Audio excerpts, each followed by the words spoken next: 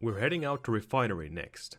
The starting selection is already on the right stage, so you simply have to press start again to select the stage. We will need 100 coins, and thankfully all the drops will be on the first screen. Hold right and jump over the first steam pit, using your super jump in the process. Bring yourself up here and punch this turret twice to destroy it. Remember to hold right and tap B twice, so you're slightly moving forward without kneeling down and staying completely still. These next jumps can be pretty tricky without taking any hits, and just like in the previous stage, we really don't want to get any extra hits. Do a long jump from the edge to collect a coin and land behind the shield enemy, then another long jump to land here. Take a really quick step forward and jump over the next enemy. This should work as long as you have taken that single step, whether just after jumping over the first enemy or landing down to the conveyor belt. Follow it up with a medium jump and then long jump over the pit.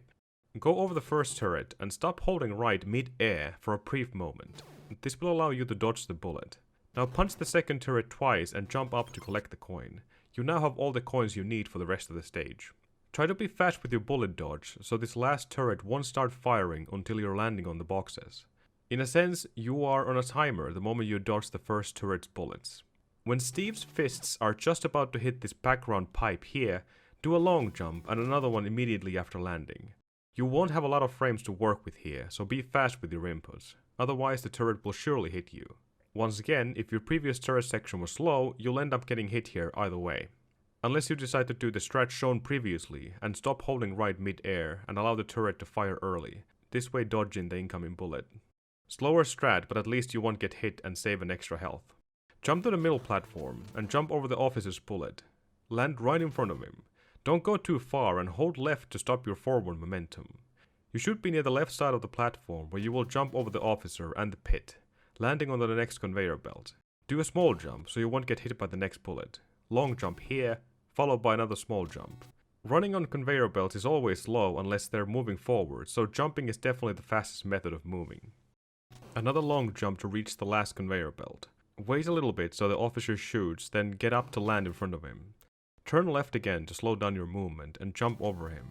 Run down and punch the right box to get the letter A. Then wait until the right side's officer bullet goes past you. Jump up and run forward.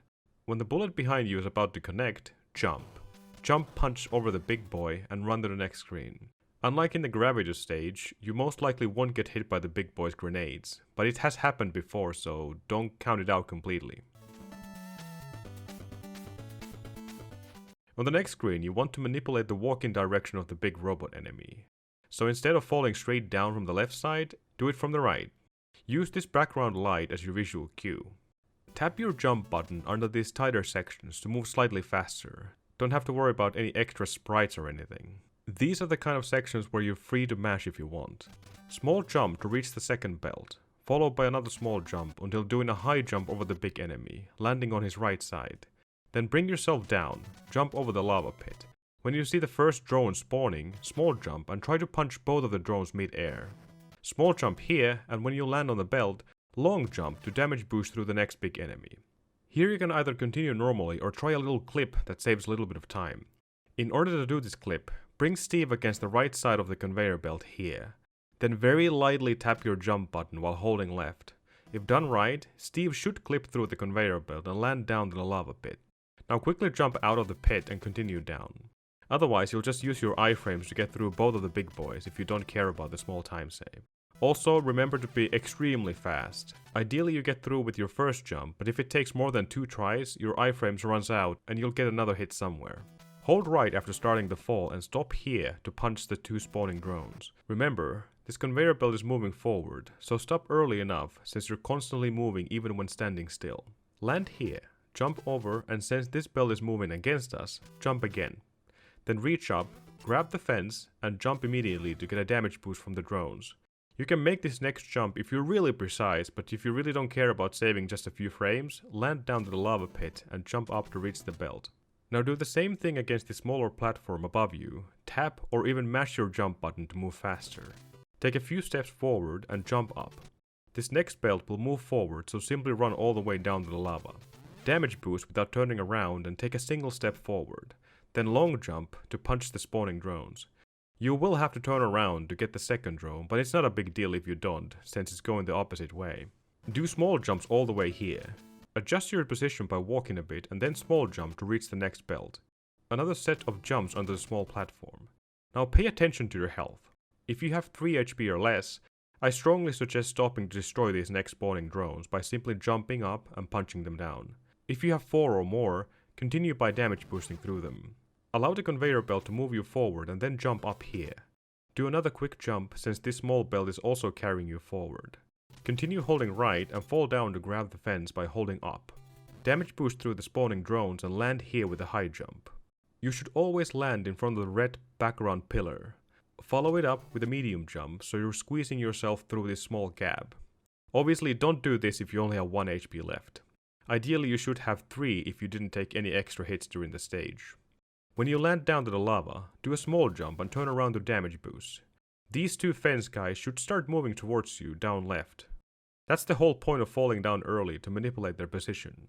Then jump up to the first platform and continue with small hops. Kneel down to spend 100 coins to get the red vest. Then punch the box at the same time. Get the letter B here. Now jump back to the middle platform and up to the fence with a long jump. Turn around and get up to the teleporter. Welcome to Pogoborgs. These 2 jumping robots are always on a scripted pattern, so the fight should always be the same. Start by holding right and take a step forward, then long jump to deliver your first normal punch in the air. This will push the pogo against the right side wall. Followed by 3 normal punches and 2 haymakers on the ground. Now the pogos will jump up. Pause your punching for a moment, but not for too long, since you still want to keep your haymakers going. When the pogos are coming back down, continue punching to land 4 more haymakers. This will destroy the first phase and a long worm will appear. All the flashing and exploding will lag the screen tons, so just like in the Inferno fight, get ready for some slow motion movement. Quickly turn around and jump to grab the fence from the middle. Then another long jump and allow Steve to fall down a bit. Re-grab the fence and face right. The worm should be heading towards you now. Don't worry about the worm hitting you at this point. It only takes 3 normal punches to finish the fight, and if you align yourself correctly on the fence, wait until the worm's head is in front of this long vertical background pipe. Punch twice, turn around and punch 1 more time to finish the fight. The explosion sequence takes quite a while to finish and the boss's hitbox is still active. Avoid getting hit here before the worm bursts into pieces. Attempt to destroy the first phase on the ground so the worm always goes top right. If you end up destroying the pogos mid-air and Steve is under the worm's spawning point, it will reverse the movement pattern of the worm and making the fight stupidly hard. You really want to be above the spawning point when you kill the pogos. There really isn't much anything else to say about this fight. Try not to get hit a single time and keep fully powered red vest for the next stage.